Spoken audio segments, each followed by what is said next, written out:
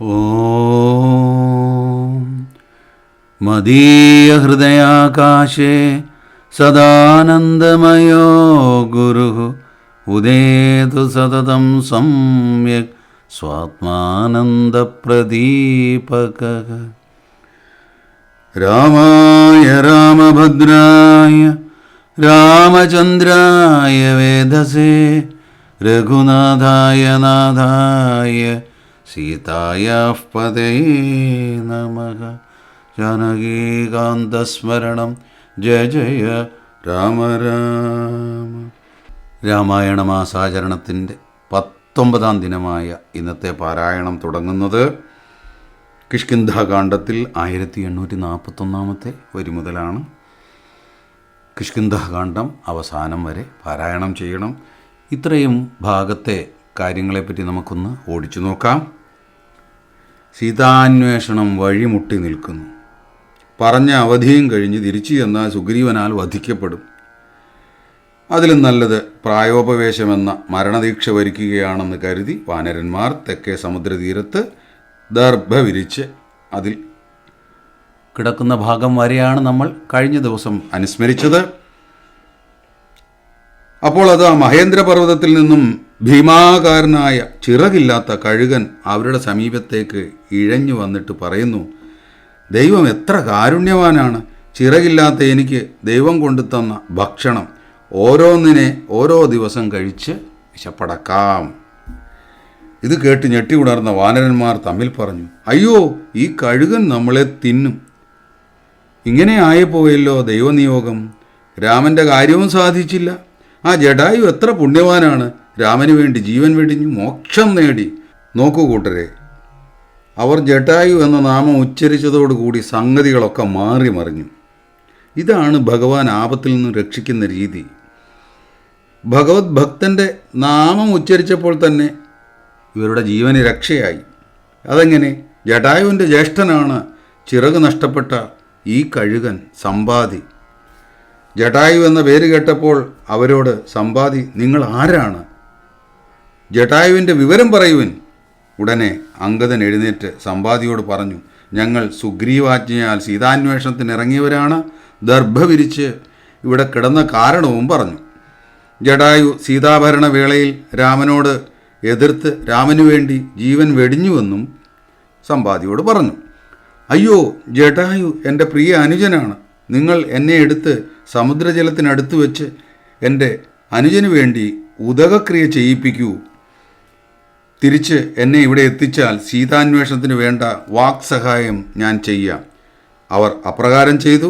സമ്പാദി പറഞ്ഞു, വാനരന്മാരെ, ഇവിടെ നിന്നും 100 യോജന, ഏകദേശം 1300 കിലോമീറ്റർ ദൂരമുണ്ട്.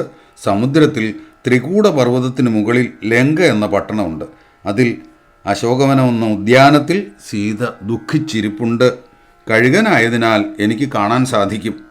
സമുദ്രം ചാടിക്കിടന്ന് ലങ്കയിലെത്തി സീതയെ കണ്ട് സംസാരിച്ച് ഇങ്ങോട്ട് ചാടിയെത്താൻ നിങ്ങളിൽ സാമർഥ്യമുള്ളവൻ ആരാണെന്ന് ചർച്ച ചെയ്ത് തീരുമാനിക്കുവിൻ. എൻ്റെ അനുജനെ വധിച്ച ദുഷ്ടരാക്ഷസൻ രാമനാൽ വധിക്കപ്പെടട്ടെ. അതിനുശേഷം സമ്പാദിയുടെ പൂർവചരിത്രം പറയാൻ തുടങ്ങി. സൂര്യൻ്റെ തേരാളിയായ അരുണൻ്റെ പുത്രന്മാരാണ് ഞാനും ജടായുവും. യൗവനകാലത്ത് ഞങ്ങളിൽ ആർക്കാണ് പറക്കാനുള്ള ക്ഷമത കൂടുതലെന്ന് പരീക്ഷിക്കാനായി സൂര്യമണ്ഡലത്തിലേക്ക് ഞങ്ങൾ പറന്നുയർന്നു. അവിടെ എത്തിയപ്പോഴേക്കും അനുജൻ്റെ ചിറകുകളിൽ തീ പിടിക്കുമെന്നായി. അനുജനെ രക്ഷിക്കാൻ അവനെ ഞാൻ പുറകോട്ട് വലിച്ചു മാറ്റി. അപ്പോഴേക്കും എൻ്റെ ചിറകിന് തീ പിടിച്ചു. കരിഞ്ഞ ചിറകുമായി ഞാനും അനുജനും താഴേക്ക് പതിച്ചു. പിന്നെ ഞങ്ങൾ തമ്മിൽ കണ്ടിട്ടില്ല. താഴേക്ക് പതിച്ച ഞാൻ വന്നു വീണത് വിന്ധ്യാപർവ്വതത്തിലാണ്. 3 ദിവസം കഴിഞ്ഞ് എനിക്ക് ബോധം തെളിഞ്ഞു. പരിസര ബോധം ഉണ്ടായിരുന്നില്ല. അടുത്ത് ഒരു ആശ്രമം കണ്ടു. അവിടേക്ക് വളരെ കഷ്ടപ്പെട്ട് ഇഴഞ്ഞെത്തി. ചന്ദ്രമസ് എന്ന മുനിയുടെ ആശ്രമമായിരുന്നു അത്. മുമ്പ് അദ്ദേഹം കണ്ടിട്ടുള്ളതിനാൽ എന്നോട് ചോദിച്ചു, നിന്റെ ചിറകുകൾ എങ്ങനെയാണ് നഷ്ടപ്പെട്ടത്? ഞാൻ കാര്യങ്ങളെല്ലാം പറഞ്ഞു. ചിറക് നഷ്ടപ്പെട്ട ഞാൻ ഇനി എങ്ങനെ ജീവിക്കുമെന്ന് മുനിയോട് ചോദിച്ചപ്പോൾ അദ്ദേഹം പറഞ്ഞ കാര്യങ്ങൾ ഞാൻ നിങ്ങളോട് പറയാം. ഈ സംവാദത്തിൽ വാൽമീകി മഹർഷി വിവരിക്കുന്നത് ആധുനിക ശരീരശാസ്ത്രത്തിനെ പോലും അതിശയിപ്പിക്കുന്ന വിവരങ്ങളാണ്. മുനി പറഞ്ഞു, കുഞ്ഞെ, കർമ്മത്തിൽ നിന്ന് ശരീരമുണ്ടാകുന്നു. ശരീരമാണ് ദുഃഖകാരണം. അഹങ്കാരമാണ് കർമ്മകാരണം. അഹങ്കാരം അനാദിയാണ്. അജ്ഞാനത്തിൽ നിന്നാണ് അഹങ്കാരം വർദ്ധിക്കുന്നത്. പഴുത്ത ഇരുമ്പിൽ അഗ്നിയുടെ സാന്നിധ്യമുള്ളതുപോലെ ജ്ഞാനസ്വരൂപമായ ആത്മാവിൻ്റെ ചേർച്ച കൊണ്ട് അഹങ്കാരം ചൈതന്യവത്തായിത്തീരുന്നു. അങ്ങനെ ഓരോരുത്തർക്കും ഞാൻ ശരീരമാണെന്ന തോന്നൽ ഉണ്ടാകുന്നു. അതിൽ നിന്ന് കർമ്മങ്ങൾ ഉദ്ഭവിക്കുന്നു. പുണ്യപാപ കർമ്മങ്ങളുടെ ഫലമായി മേലോട്ടും കീഴോട്ടും ജീവൻ മാറി മാറി സഞ്ചരിച്ചു കൊണ്ടിരിക്കും. പുണ്യകർമ്മങ്ങൾ ചെയ്ത് മേൽപോട്ട് പോയ ജീവൻ അവിടെ ഇരുന്ന് സുഖമനുഭവിക്കും. പുണ്യം ഒടുങ്ങിയാൽ ജീവൻ ആദ്യം വീഴുന്നത് ചന്ദ്രമണ്ഡലത്തിലേക്ക്. അവിടെ നിന്ന് മഞ്ഞുതുള്ളിയോടുകൂടി ഭൂമിയിൽ വീണ് ധാന്യങ്ങളിൽ പ്രവേശിക്കുന്നു. ആ ധാന്യങ്ങൾ ഭക്ഷ്യം, ഭോജ്യം, ലേഹ്യം, ചോഷ്യം എന്നിങ്ങനെ 4 തരം ആഹാരപദാർത്ഥങ്ങളിലൂടെ പുരുഷ ശരീരത്തിൽ പ്രവേശിച്ച് രേതസോട് കലരുന്നു. സ്ത്രീ സംസർഗത്താൽ രേതസോടുകൂടി ജീവൻ ഗർഭത്തിൽ പ്രവേശിക്കുന്നു. യോനിരക്തത്തോട് കൂടി ചേർന്ന് 1 ദിവസം കൊണ്ട് രേതസ് കട്ടിയായിത്തീരുന്നു. 5 ദിവസം കൊണ്ട് കുമിള പോലെയാകുന്നു. 7 ദിവസം കൊണ്ട് ചെറിയ മാംസക്കട്ടയായി. 15 ദിവസം കഴിയുമ്പോൾ അത് ചോരയാൽ നനയ്ക്കപ്പെടുന്നു. 25 ദിവസം കഴിയുമ്പോൾ അതിൽ നിന്ന് വിത്ത് മുളയ്ക്കുന്നത് പോലെ ഒരു മുള അഥവാ കൂമ്പ് മുളയ്ക്കുന്നു. 1 മാസം കഴിയുമ്പോൾ യഥാക്രമം കഴുത്ത്, തല, തോൾ, നട്ടെല്ല്, വയർ എന്നീ അവയവങ്ങൾ ഉണ്ടാകുന്നു. 2 മാസം കൊണ്ട് കൈകാലുകൾ, വാരിയെല്ലുകൾ, അരക്കെട്ട്, കാൽമുട്ടുകൾ എന്നിവ ഉണ്ടാകുന്നു. 3 മാസം കൊണ്ട് അവയവങ്ങളും സന്ധികളും, 4-ാം മാസത്തിൽ വിരലുകളും ഉണ്ടാവുന്നു. 5-ാം മാസത്തിൽ മൂക്ക്, കാതുകൾ, കണ്ണുകൾ, നഖങ്ങൾ, ഗുഹ്യേന്ദ്രിയം എന്നിവയോടൊപ്പം ജീവന് ചൈതന്യവും വരുന്നു. 6-ാം മാസമാകുമ്പോൾ കാതുകളുടെ ദ്വാരങ്ങളും ഗുദം, ശിശ്നം, നാഭി എന്നിവയും ഉണ്ടാകുന്നു. 7-ാം മാസത്തിൽ രോമങ്ങൾ ഉണ്ടാകുന്നു. 8-ാം മാസത്തിൽ ശരീരാവയവങ്ങൾ പൂർണ്ണമാവുന്നു. അമ്മ കഴിക്കുന്ന ആഹാരത്തിൻ്റെ രസം പൊക്കിൾക്കൊടിയിലൂടെ സ്വാംശീകരിച്ചാണ് കുഞ്ഞിൻ്റെ ശരീരം വളരുന്നത്. മാതാവ് കഴിക്കുന്ന ആഹാരത്തിൻ്റെയും മാതാവിൻ്റെ ചിന്തകളുടെയും ഒക്കെ പ്രതിഫലനം തീർച്ചയായും ആ കുഞ്ഞിലും ഉണ്ടാവുമെന്ന് എല്ലാവരും അറിയാം. ഗർഭത്തിൽ വെച്ച് കുഞ്ഞ് മരണപ്പെടാനുള്ള സർവ്വസാധ്യതയുമുണ്ട്. എന്നാൽ കർമ്മബലം കൊണ്ട് രക്ഷപ്പെടുന്നു. ഭാഗവതത്തിൽ പ്രഹ്ലാദൻ പറഞ്ഞതുപോലെ ആരാണോ നമ്മളെ ഗർഭത്തിൽ രക്ഷിക്കുന്നത് ആ ആൾ തന്നെ ജീവിതത്തിൽ ഉടനീളം നമ്മളെ കാത്തുകൊള്ളും. ഈ ദൃഢവിശ്വാസമാണ് നമ്മൾക്കെല്ലാവർക്കും വേണ്ടത്. 7 മാസം ആകുമ്പോഴേക്കും കുഞ്ഞിന് ബോധമുണ്ടാവുന്നു. അപ്പോഴാണ് കഴിഞ്ഞ അനേകം ജന്മങ്ങളെപ്പറ്റി ഓർമ്മ വരുന്നതും അതിലെ കഷ്ടകഥകൾ ഓർത്ത് ഇനിയും ഒരു ജന്മം ഉണ്ടാവാതിരിക്കാനായി ആ ജീവൻ നാരായണനെ ഭജിക്കുന്നതും. ഗർഭം പൂർണ്ണമാകുമ്പോൾ സൂതിവായു ശക്തിയായി പുറത്തേക്ക് തള്ളി കുഞ്ഞ് ജനിക്കുന്നു. ആധുനിക വൈദ്യശാസ്ത്രത്തിൽ സൂതിവായുവിൻ്റെ ആവശ്യമില്ല, അല്ലേ? ഒരു കത്തി മതി. ഏത് ശുഭമുഹൂർത്തത്തിൽ വേണമെങ്കിലും ജനിപ്പിക്കാം. ഇങ്ങനെ ജനനത്തിന് മുമ്പും ജനനശേഷം ബാല്യം, കൗമാരം, യൗവനം, വാർദ്ധക്യം എന്നീ അവസ്ഥകളിൽ എന്തെല്ലാം ദുഃഖ ദുരിതങ്ങളാണ് ഉണ്ടാവുന്നത്. നമ്മൾക്കും അതൊക്കെ അനുഭവവേദ്യമാണല്ലോ. ഞാൻ ശരീരമാണെന്ന തോന്നൽ കൊണ്ടാണ് ഇതൊക്കെ അനുഭവിക്കേണ്ടി വരുന്നത്. ശരീരങ്ങൾക്കും അതിന് കാരണമായ പ്രകൃതിക്കും മേലെ നിൽക്കുന്ന ആത്മാവാണ് താനെന്ന ബോധമുണ്ടായാൽ സുഖദുഃഖങ്ങൾ അലിഞ്ഞില്ലാതാകും. ഇങ്ങനെ നിശാകരൻ എന്ന ചന്ദ്രമസ് മഹർഷി എനിക്ക് പരമജ്ഞാനത്തെ പകർന്നു നൽകിയ ശേഷം ത്രേതായുഗത്തിൽ സീതാന്വേഷണത്തിന് വാനരന്മാർ ഈ സമുദ്രതീരത്ത് വരും. അപ്പോൾ സീതാവിവരം അവരോട് പറഞ്ഞാൽ നിനക്ക് പുതിയ ചിറകുകൾ ഉണ്ടാവുമെന്ന് പറഞ്ഞ് എന്നെ മുനിവര്യൻ അനുഗ്രഹിച്ചു. ഇതാ നിങ്ങൾ കണ്ടില്ലേ, എനിക്ക് പുതിയ ചിറകുകൾ ഉണ്ടായിരിക്കുന്നു. മഹാത്മാക്കളുടെ വചനം എപ്പോഴും സത്യമായി ഭവിക്കും.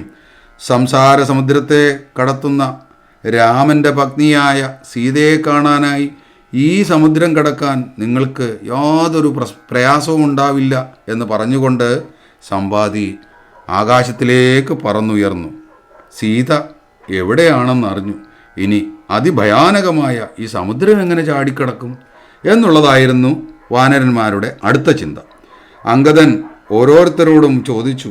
ചിലർ 10 യോജന, ചിലർ 20, ചിലർ 30, അങ്ങനെ 80 യോജന വരെ പലരും ചാടാമെന്ന് അവകാശപ്പെട്ടു. അപ്പോൾ ജാംബവാൻ പറഞ്ഞു, പണ്ട് വാമനാവതാര സമയത്ത് ഒരടി കൊണ്ട് ഭൂമിയെ അളന്ന ഭഗവാന്റെ പാദങ്ങളെ 10 മാത്ര കൊണ്ട് 21 പ്രാവശ്യം ഞാൻ പ്രദക്ഷിണം വച്ചിട്ടുണ്ട്. അന്ന് യൗവനയുക്തനായിരുന്നു. ഇപ്പോൾ വയസ്സായി, ശക്തിയെല്ലാം ചോർന്നുപോയി. എങ്കിലും 90 യോജന ഞാൻ ചാടാം. അപ്പോൾ അംഗദൻ പറഞ്ഞു, ഞാൻ അങ്ങോട്ട് 100 യോജന ചാടാം, ഇങ്ങോട്ട് പറ്റുമെന്ന് ഉറപ്പില്ല. ഇതെല്ലാം കേട്ടുകൊണ്ട് ശാന്തനായിരുന്ന ഹനുമാന്റെ സമീപത്തേക്ക് ജാംബവാൻ ചെന്നു. കുഞ്ഞെ, നീ എന്താണൊന്നും മിണ്ടാത്തത്? നീ വായുവിൻ്റെ പുത്രനാണ്. ജനിച്ചപ്പോൾ തന്നെ ഉദിച്ചുയർന്ന സൂര്യനെ കണ്ട് പഴമാണെന്ന് കരുതി 500 യോജന ദൂരം മേൽപോട്ട് ചാടിയവനാണ് നീ. നിന്റെ പൗരുഷം കാണിക്കൂ, രാമകാര്യം സാധിപ്പിക്കൂ, നമ്മുടെ അഭിമാനം കാക്കൂ. ഹനുമാന് സ്വന്തം ശക്തിയെപ്പറ്റി അറിയാതെ പോകട്ടെ എന്ന ശാപമുണ്ടായിരുന്നു അത്രേ.